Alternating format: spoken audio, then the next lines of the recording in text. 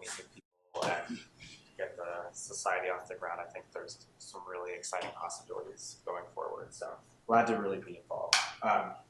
So I'm going to talk a little bit about just like a connection that I thought connects sort of two pretty well-known pieces of mathematical modeling.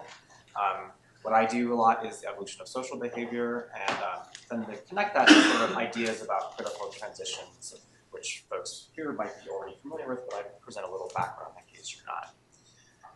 So lots of, you're folks familiar with from mathematical models and dynamical systems that systems that are close to sort of a tipping point might be less resilient to change, sort of some kind of perturbation.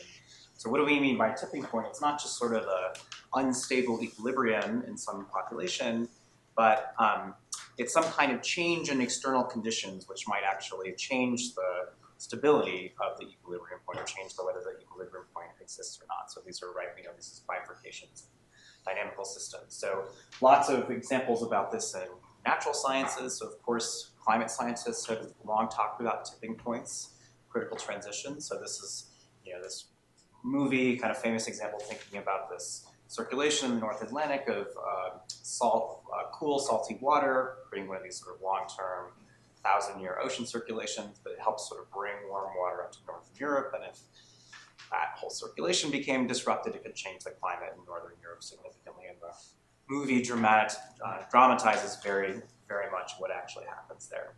So sometimes these were actually originally, like in the math community, more thought of as like these catastrophic bifurcations, so just a subset of these kinds of bifurcations you get that cause the sort of disappearance of an equilibrium point. So the most common one that folks study, if you haven't seen this before, they are these so-called fold bifurcations. So you might have some system where you have an equilibrium point, just sort of continuous over your set of conditions, whatever sort of other parameter that you might have in the system. And as you change another parameter, the shape of that curve of equilibria changes until at some point you essentially have this sort of S shape, right? And as you imagine changing this parameter on the x-axis, say from over here, you could be sort of at this equilibrium point. You'd say you've got a lot of this pretty large population. Population size is shrinking as you maybe change. This could be temperature or some other environmental variable until at some point you reach this fold bifurcation. That whole equilibrium point is eliminated, and the population falls off maybe to this much lower population level, which in some cases could be zero, right? You could end up with extinction occurring there. And then as well, you get sort of this interesting thing where if you go the other direction, maybe changing from the other temperature high to low or something like that, you might have a low population size, and you reach another bifurcation here, and then you might have a critical transition in the other direction. So you get kind of a history-dependent process, or this existence hysteresis. So of course, it's a general property of many dynamical systems. There's nothing particularly like biological about it. But what's interesting for folks as well is how to detect whether these are happening, particularly if they're happening in systems that maybe you don't know what the dynamical equations are for these systems. So some of these attempts to sort of detect critical transitions try to look for signals of them in the time series data. Some of this is looking at things like, the system state might be sort of, again, chugging along just fine, and then at some point it's going to reach, maybe a shift down low. So you could measure something about like the variance in population size or whatever sort of system state variable you're interested in, to see if there's sort of, you're getting close to one of these points where there's going to be a big change. So some of this intuition is that as, say, for example, this landscape where you're at the stable equilibrium point here, as that landscape is getting closer to the transition, to the bifurcation, it becomes much shallower here. So little perturbations, little movements, there's less resilience to them. So that's what sort of motivates this intuition. The variance in something like the population size might be increasing as you get towards one of those critical points. So they measure sort of variance, autocorrelation, these time series. Those are sort of one of the two very common signals that people try to use to measure critical transitions. It's been applied to definitely a lot of more of the kind of ecosystem modeling, ecosystem ecology literature. So this is, let's see, this first example. This is actually, again, more specific data from this climate example, from looking back at 34 million years ago. It's sort of, so these are ice or sediment core data looking at calcium carbonate in the ocean, and so that's a measure, or the density of it in the water is a measure of sort of temperature or proxy for temperature because the more it comes out of solution as the water gets cooler.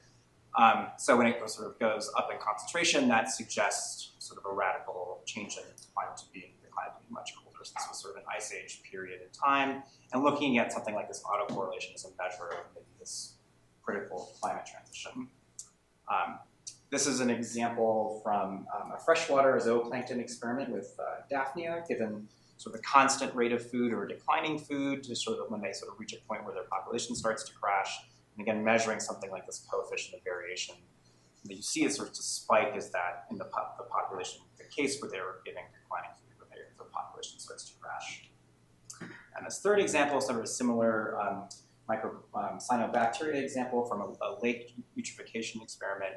Similar sort of pattern. Once you sort of enriched the population, sort of given it a case where you think there might be one of these critical transitions, that the standard deviation of this in population size or concentration starts to increase pretty rapidly as you reach some critical transition point. Okay, so these tipping points, so that although it's been used very commonly in ecology, hasn't been used so much to think about social behavior and how individuals and social groups might interact, and sort of maybe more specifically, how might we apply some of those ideas to game theoretic models, or to evolutionary game theory models. So some folks have looked at, sort of thought about, well, are there cases where we sort of lose cooperation, lose sort of some kind of social behavior very quickly in models, but they haven't actually really found examples much of bifurcations, these sort of full bifurcations coming out. And I think that's actually in part because of the focus on two-player games. So two-player games, you only end up having one possible internal equilibrium. So if you think of like your normal, I had it on previous slide, your normal prisoner's dilemma example here.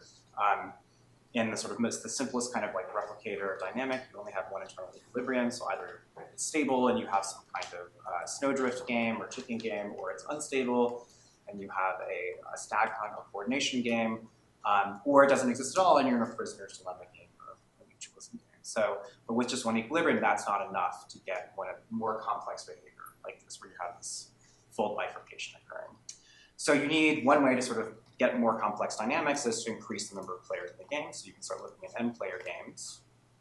And there, so compared to say like the payoff matrix we had before, where you've got here you have your focal individual, your partner. This is what, if your partner cooperates or defects, and then what you get if you cooperate and defect, given what your partner does. So you might imagine there's some benefit that your partner gets, or that you give to your partner if you cooperate, and your partner gives to you, and you receive if they cooperate. You pay some cost if you cooperate. So that's why this minus C is in that row, and then the benefit B here if you defect and your partner cooperates, then you get nothing. So just one parameterization of it. So if you extend that to n players, you can imagine there's some, you have your population, and really you're thinking still about like what is the payoff that a cooperator gets compared to what the payoff a defector gets.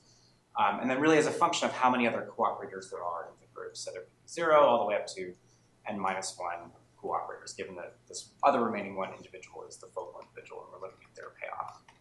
So then group size, presumably in this case, should be a crucial factor. So it'd be more thinking then about like how does group size affect, is maybe group size one of those parameters going to change the stability of a cooperation, generate one of these critical transitions.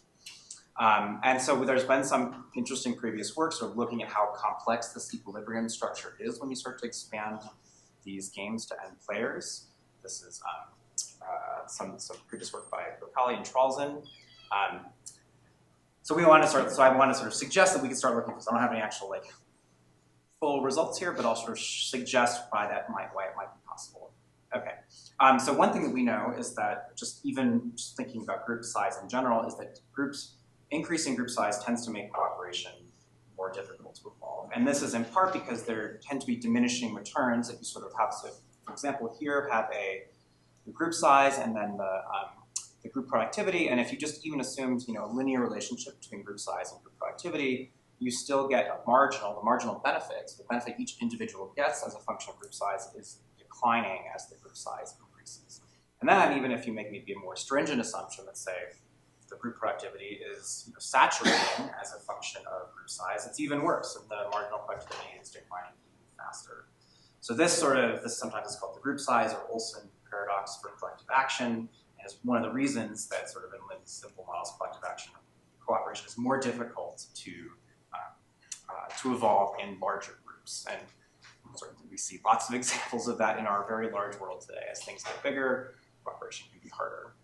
So here's just one example from the literature. This is on vigilance behavior in birds. So whether they're making a call or doing some other kind of vigilance behavior to suggest the location of a predator or some kind of other competing type. And this is a meta-analysis of a bunch of studies just showing what that affects, this correlation between group size and vigilance behavior is, and lots of these studies have found some significant negative correlation between the two. Okay, so that suggests in some sense that bigger groups are going to be less resilient. So maybe we can increase group size in some of these models and see the sort of emergence of some of these critical transitions. Okay, so there's kind of maybe even a nice, I'll sort of show a nice mathematical framework for doing this, and this is actually due to Jorge Pena and Georg Moldecki. And they've had a couple papers in JTP on end-player cooperation and end-player groups.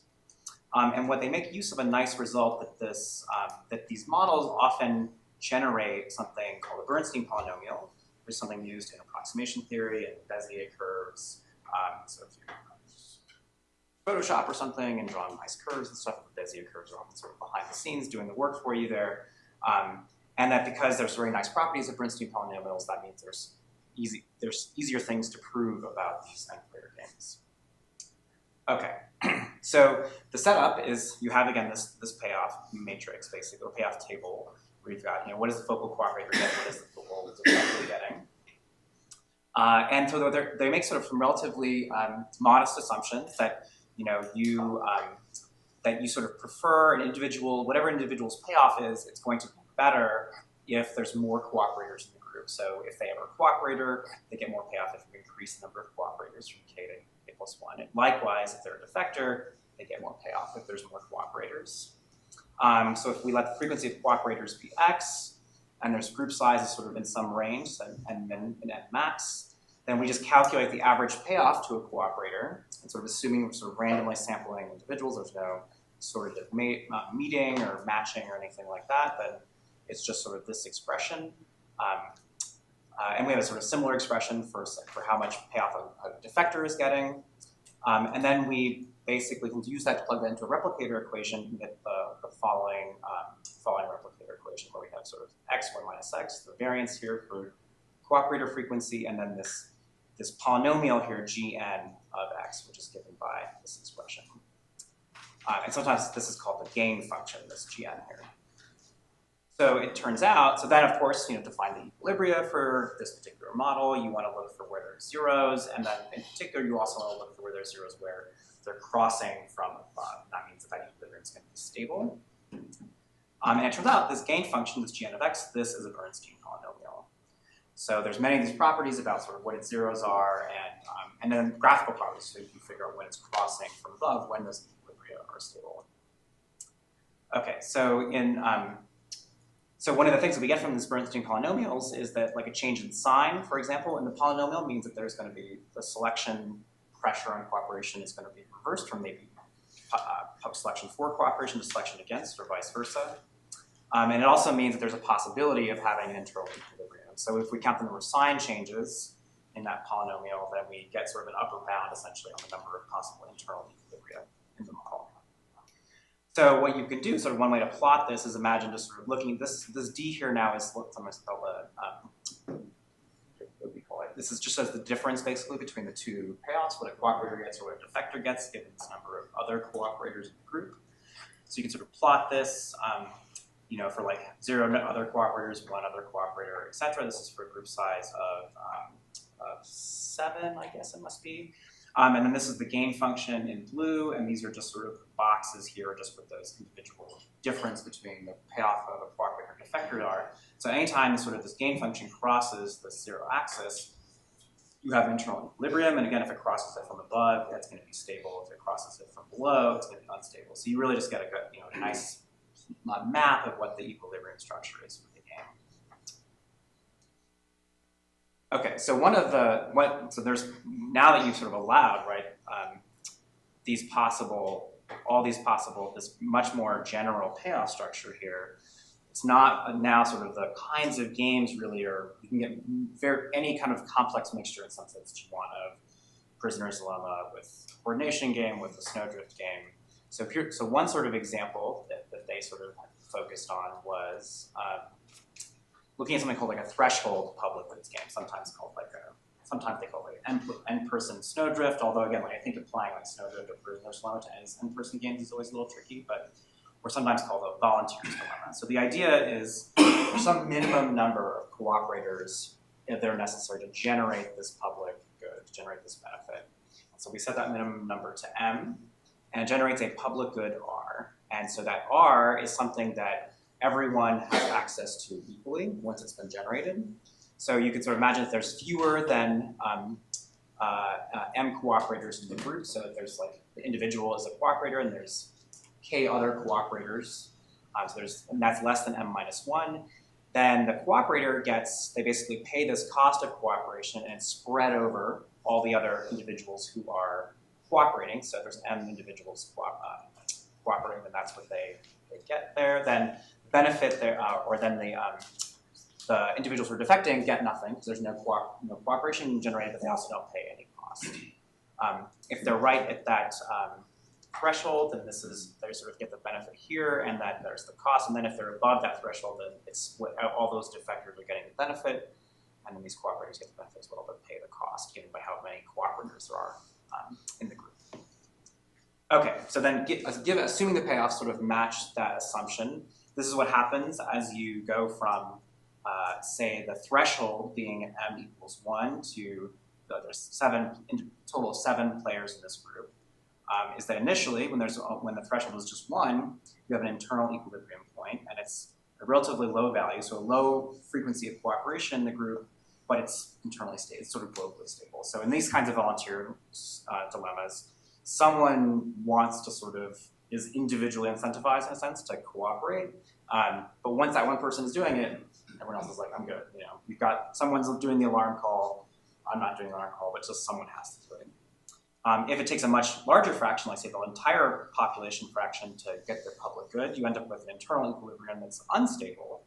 So once there's enough, past that threshold point of enough individuals cooperating, then it's stable. You don't want to defect from cooperating because then there's not enough individuals cooperating, you lose the benefit. But if there's not enough individuals doing it, the cost is essentially, the individual cost is too high and no one ends up doing it.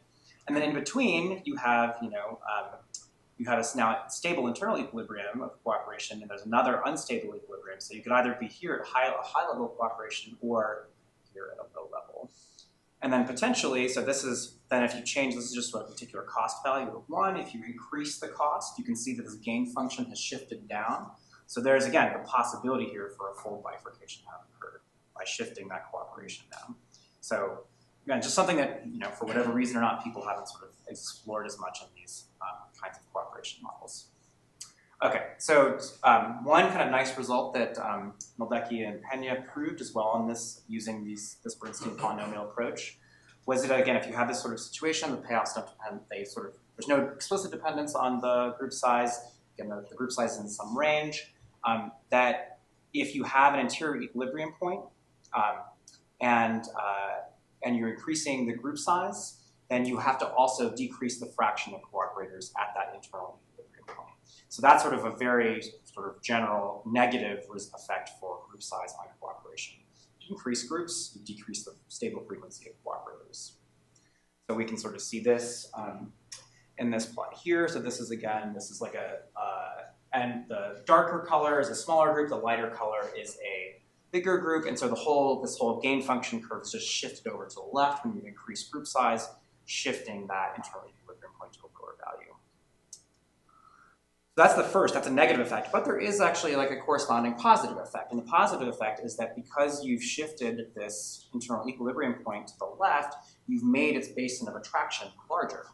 So you can think of it as a positive effect because now it's a little bit easier in some sense to arrive at this stable equilibrium point. So there's these sort of two contrasting effects potentially. Okay, so then but there really so far has not been explored to just shift that n parameter. Could group size by itself do it?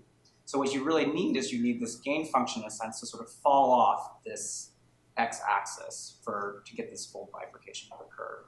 So if it just sort of at say low n, if it just shifted continuously down and only sort of came off the axis as you went, below at a 0 group size, you wouldn't have any sort of catastrophe in this tipping point sense. But if it comes off before at some finite group size, you're going to get that catastrophe occur. So really, there's some open questions here. So I'm just sort of throwing them out there. What conditions on these payoffs do you need in order for the group size to generate this critical transition, this tipping point? Are there conditions then sort of in terms of the payoffs that would sort of then reflect the structure of the game that would prevent these kinds of catastrophes from happening? And then, really kind of interesting as well, can we predict these from data, sort of connecting back to those methods that ecologists have already used to try to, and sort of physical, natural science that we use to try to predict these transitions. So I'll sort of talk a little bit kind of some about methods maybe, that again, sort of stuff I haven't worked on yet, but just sort of throwing it out there. So detecting them, even though those methods are out there, it's tricky because even though you have sort of this way of like, okay, maybe the theory is telling you they're still to recover from perturbation, that should generate this higher variance. Maybe you're detecting the possibility of another kind of bifurcation happening that's not one of these critical transitions. So you expect some of this behavior to happen, any kind of bifurcation event, much less one, not just the ones that would result in a dramatic change in the system's behavior. Additionally, if you add stochasticity to these kinds of models, it breaks some of these signals. These methods become much more difficult to use. And then just more in general, you may be measuring the wrong variables. You may not, the state variables you're measuring the system may not be the right state variables to tell you to predict how to predict the critical transition. So lots of tricks with this. So maybe what can we actually learn? So maybe we don't want to just predict the critical transition by just saying something's going to happen. Maybe we can actually predict the model itself from the data. So this is sort of what can we do, like some equation learning from the data. So people have actually been doing this. So as an example, suppose we have like a lockable terrace system here. So species 1, species 2. This is like that classic Hudson Bay data, lynx and hare from your like intro ecology textbook. And you can imagine there's maybe, possibly, maybe not, but possibly it's got some kind of lockable terra behavior. And suppose, we know, like, we're pretty sure there's going to be some kind of, there's a positive effect of, say, the prey has some exponential growth rate, sort of as the simplest term, and then the predator, if the prey's not around, the predator has some death rate, something like that. But you don't know, say, how the density dependence parts works. I mean, we might, in a simple model, just have these product terms, but maybe we think it's more complicated than that. So what you can do in some of these newer methods is you can sort of replace these terms with just a black box. And inside the black box, you just put a neural network. And you fit, then, you solve this differential equation with that neural network and then fit it to the data. So you sort of essentially have to solve many, many iterations of this differential equation with different weights on the edges of this neural network and see which of those fits better. So this is sometimes called like model or equation discovery. And so what often the idea is essentially and it doesn't have to be a neural network, it could be any kind of universal or very flexible kind of function approximator. You sort of replace the unknown terms, the terms you don't think you know very well in your differential equation with this approximator. You fit it to data. And that often these days involves, it's made much, much easier by all these revolutions in machine learning. So machine learning does similar things. Is that fully out of time? Oh, I got one. Okay. Yes. Okay. And so a lot of this stuff is made. You need to find the gradient of. Basically, you need to find the gradient of this whole system, and effectively, because you're solving this, the actual solution, you're solving this with an ODE solver. You need to find the gradient of an ODE solver. But it turns out this is now a solved problem essentially with automatic differentiation, where you use computer algorithm to actually find the derivative of your whole computer code. And then once you've got these two sort of black boxes, you can use other tools like symbolic regression or SIMD to figure out what could be sort of a simple, in terms of a set of analytical terms like x, x squared, xy, cosine of x, exponential of x, what those terms could be used to represent these black boxes that you fit. So this is just sort of like, it works sort of fairly well. Most of the cases that people have actually tested in ecology and evolution have been on sort of toy model examples, like this lockable Terra example. So where you sort of, you know what the actual truth is, and then you see if the method can reproduce these, say, density-dependent terms with the right coefficients on them, and often they can. And folks are starting to do it in the field, but it's still fairly rare. So it's something to sort of keep your eye on, I think. Here's sort of that from a recent paper by Bonafé and Coulson.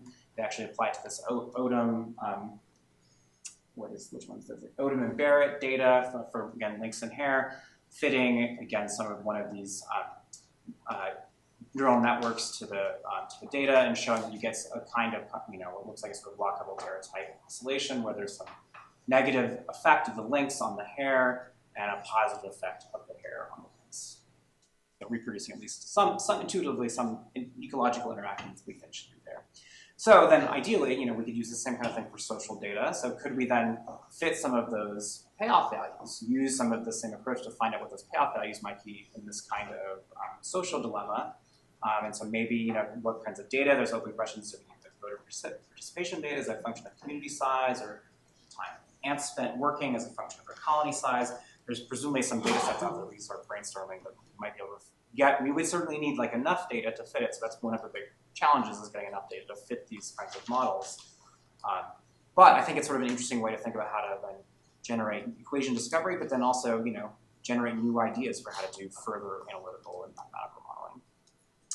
Okay, so thanks to everyone here. They'll provide some funding sources, and I'll take questions if anyone's got them.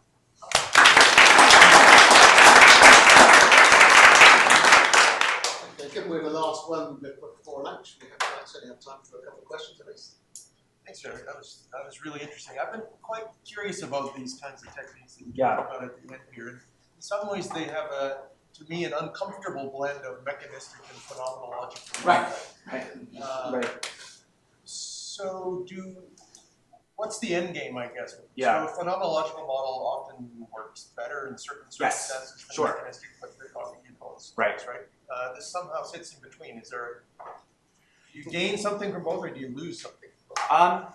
I mean, I think the nice thing about sort of this mix is that say we know we have like weak selection results, and we're like, well, we don't know exactly how things work under strong selection. You can start playing around with, some parts of the population process. We're pretty sure that should restrict some of the space that the model is fitting. So, like you say, it's true. If you just if you made this whole thing a black box, that would probably fit the data better, but it wouldn't. Even though this will fit the data not as well, it may provide you more kind of qualitative understanding of what the mechanism could be. If the mechanism is essentially unknown, then maybe that gives you a guess for another kind of model to start analyzing the dynamics of. So I think, yes, if you just want to do prediction, you don't really necessarily need the mechanistic part in there, and that often leads to poor prediction. But maybe if we want to generate, I don't know what the functional form is, and then maybe I learn from this is a potential functional form, and I extract out of that an ecological process that could represent, and then I start to try to figure out, does that sound right? Does that, it'd be a way of generating new models for us to work on. I guess the thing that I would worry about, that makes sense. The Yeah. thing I'd worry about with that is that there are many different mathematical forms that can be qualitative similar sorts of behavior, right? And so the fact that it spits out a particular expression mathematically may be hard to come up with a mechanism. Totally.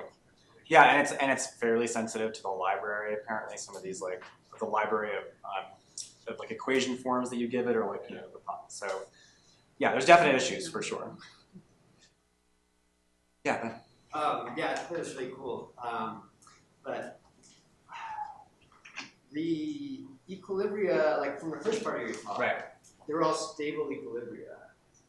So I think, adding on to the potential difficulties is that if you're modeling something where you expect it to be a stable equilibrium, proportion cooperating, that doesn't give you a lot of data in terms of what that full dynamical equation might be. Right. That's right. Yeah, and that I don't know. I don't know how robust these things will be when you're really interested about something where you have a qualitative change in behavior relative bifurcation, right? That may be much more difficult, yeah. But it's still also new in some ways. Like there's a lot of research not just on these methods, like how do we fit these like ODE solvers to data, in a way that's robust. People are still doing a lot of work on that. Mm-hmm. I have a question about the first part. In this group and player games, instead of those things, if you had sort of sequential games within the group, determine the players. So, for instance, I'll wait to see what the other person does. Yeah. Would that? I feel like that would kind of stabilize, like have fewer critical transitions. I was trying to think of, are there situations where that kind of thing would It's possible. So one way you could sort of put it in here is you could replace the payoffs. You could sort of assume there's sort of a sort of like sub game that's played, and that's parameterized by these things like how many times do I play with this partner, and what's my response rule or something like that. But you might still end up with a similar setup where you still have payoffs, and then you could still use this framework to then figure out what the equilibrium structure of that game is. And yeah, I don't know. I actually don't know that would make it much simpler. Because there's fundamental kind of like degeneracy in the whole thing, which is like these folk theorems from game theory, which sort of say that any equilibrium could be stable in the right model, essentially. So I think coming on that bit, I think I've done some stuff with general multiplayer games very much of this type, but also those kind of sequential things that you're talking about. To make if you design your sequential thing in an appropriate way, then it sort of maps onto that. So it's not really doing anything different in terms of what you get, but there are things you can see with the sequential models that is hard to see here. So it's worth doing. It doesn't change things that much. Time for one more. Ben. The data you mentioned at the end, I thought you were going to say time series, but instead you're talking about manipulating the conditions. Oh, you mean here? You mean like in the potential data that you at the very last slide. I didn't understand something. Here? Yeah. Well, if we had time series, then that helps us sort of fit the model, and then we can invest. Does this model have critical transition? So it was they're sort of not entirely related, but if we don't know what the social model is. We don't know what's causing individuals' payoffs to change as group size changes or something like that. So could we infer that from data, and then maybe we could then use the model to predict, is there a critical group size at which things stop working? Okay. Great, thanks, Long. Thanks very much.